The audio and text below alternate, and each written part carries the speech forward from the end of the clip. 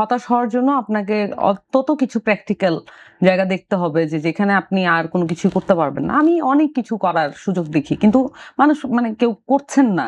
এটা হচ্ছে ব্যক্তির উপরে ডিপেন্ড করে। এখন আরেকজন ব্যক্তি কি করছেন না সেটা নিয়ে তো আমি ব্যক্তি আরেকজন ব্যক্তি হতাশ হওয়ার কোনো কিছু নাই। এটা তো তাহলে আমি আমার লাইফ, আমার মনন তাকে আমি কন্ট্রোল করতে দিলাম। সো আমি এখানে হতাশ হওয়ার কিছুই দেখি না। আমি মনে করি যে কাজগুলো খুব পরিষ্কার, কাকে কি করতে হবে। আমাদের পলিটিক্স চেঞ্জ করতে হবে, আমাদের রাষ্ট্রীয় সিস্টেম চেঞ্জ করতে হবে, আমাদের পলিটিশিয়ানগুলোকে চেঞ্জ করতে হবে, আমাদের পলিটিক্যাল পার্টিগুলোকে চেঞ্জ করতে হবে, আমাদের পলিটিক্যাল পার্টির ফাইন্যান্স সিস্টেম কি হবে এটা ক্লিয়ার করতে হবে। বাংলাদেশের মানুষ কি পার্টির কিভাবে চলে সেটা জানতে চান নাকি চান না? অবশ্যই চান। যদি চান তাহলে প্রত্যেকের যে হলফনামা এবং হলফনামার মধ্যে যেগুলো লেখেন সেগুলোকে আসলেই তার আছে কিনা এগুলো সাংবাদিকরা খতিয়ে বের করবে। যদি মানুষ জানতে চান তাহলে তো সাংবাদিকরা এটা দেখাইতেও চাইবেন, তাই না?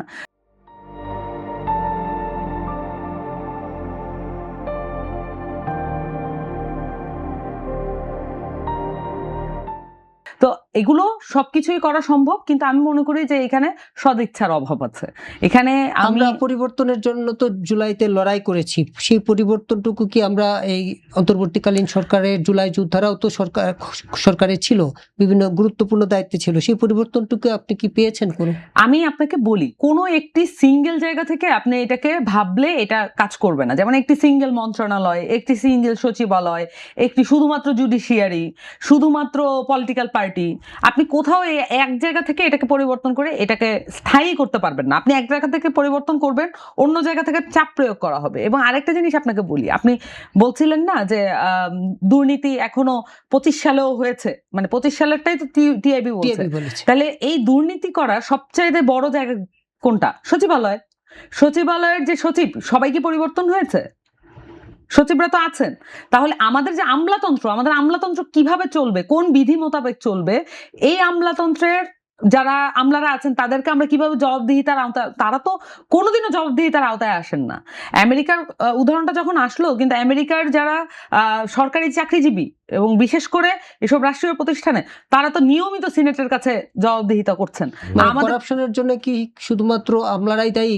রাজনৈতিক নেতারা কিংবা সরকারি যারা থাকেন একজন আরেকজনকে প্রভাবিত করেন। সিস্টেমটা এমন যে দুর্নীতিবাজ রাজনীতিবিদ একজন সৎ আমলাকে প্রভাবিত করে তাকে নষ্ট করেন, আর একজন দুর্নীতিবাজ আমলা যিনি দুর্নীতি করে অভ্যস্ত, একজন সৎ রাজনীতিবিদ যদি কোনো মন্ত্রণালয়ের দায়িত্ব পান, তাকে প্রভাবিত করে। আমি আপনাকে একটা গল্প বলি। এই ফ্যাসিস্ট আমলে একজন ছিলেন যিনি ছাত্রলীগ থেকে হয়েছিলেন হচ্ছে জেলার। উনি যখন নতুন চাকরি করেন, উনি ভেবেছিলেন যে উনি ভালো করে চাকরি করবেন, সৎভাবে চাকরি করবেন, যেহেতু বিসিএস দিয়ে ক্যাডার রয়েছেন। এখন উনি একজন চোরের ওয়াইফকে চোরের সাথে দেখা করতে দিয়েছেন। এই কারণে, এবং কোনো অর্থ বিনিময় ছাড়া, এই কারণে তাকে ডেকে এনে, আওয়ামী লীগ আমলে ডেকে এনে পুরো জেলের যত উচ্চ পদস্থ কর্মকর্তা আছে তাকে ডেকে অপদস্থ করছে যে কত বড় সাহসে উনি নতুন চাকরি পেয়েও এই যে একটা নর্মস, যে কাউকে আত্মীয় স্বজনকে দেখা করতে দিলে যে অর্থ বিনিময় করতে হবে, সেই নর্মসটা কি করে ব্রেক করলেন উনি। এবং এই দৃশ্য দেখে একজন নবীন কর্মকর্তা উনি চাকরি ছেড়ে চলে যান। উনি পরে চলে যান নির্বাচন কমিশনে। এই যে একটা পরিস্থিতি, মানে এখানে একজন মানুষও যদি সৎভাবে চাকরি করার জন্য নিজেকে মনস্থির করে যান একটা চাকরি ক্ষেত্রে, সেটার কোনো বাস্তবিক অবস্থা থাকে না। এবং এটা কিন্তু আমাদের তরুণ জনগোষ্ঠী জানেন, তারপর তারা বিপুল স্বপ্ন দেখে বিসিএস এর জন্য প্রস্তুতি নেন। মনে করেন যে বিসিএস এর চাকরিটাই তার সম্মান অর্জনের একমাত্র জায়গা। এটা আমাদের সামাজিক, রাষ্ট্রীয় সব জায়গায় আমাদের আসলে এই সংস্কারের কাজগুলো ধরতে হবে। যদি আমরা মনে করি যে কোনো একটি জায়গা থেকে এটাকে আমরা টার্গেট করে আমরা সমাধান করতে পারবো বা সুস্থ করতে পারবো, আমার মনে হয় অন্য সকল সেক্টর ওই সেক্টরটাকে চাপ দিবে, কারণ এটা উদাহরণ হিসেবে, দৃষ্টান্ত হিসেবে তৈরি হবে। সো এইটা আমার কাছে মনে হয় যে টোটাল সংস্কারটা আমাদের 24-এর পরে করার কথা ছিল, কিন্তু ওই যে আওয়ামী লীগের যে আমলাতন্ত্রের যে সিস্টেম, এই সিস্টেমটা এত পরিমাণ পাওয়ারফুল হয়ে উঠেছিল যে কোনো মন্ত্রণালয়কে স্বাধীনভাবে তারা ওয়ার্ক করতে দেয় নাই। এখনো কি সেই সিস্টেম আছে কিনা, কোনো পরিবর্তন? ডেফিনেটলি আছে, কারণ আপনার মানে আমলারা যেই ধরনের বিধি দিয়ে চলেন, যেই ধরনের আইন দিয়ে চলেন, তাদেরকে তো জবাবদিহিতা আওতায় আনা কোনো সম্ভব না। তো সেই একই ধরনের বিধি দিয়েই তো এখন চলছে।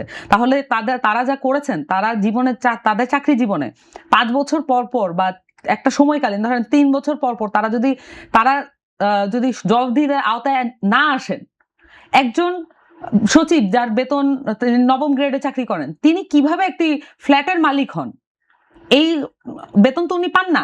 ধরেন আমি পার্সোনালি চাই সচিবদের বেতন বা শিক্ষকদের বেতন এমন পরিমাণ হোক যাতে তারা সম্মানজনক জীবিকা এটাকে নির্বাহ বলে। করতে পারে।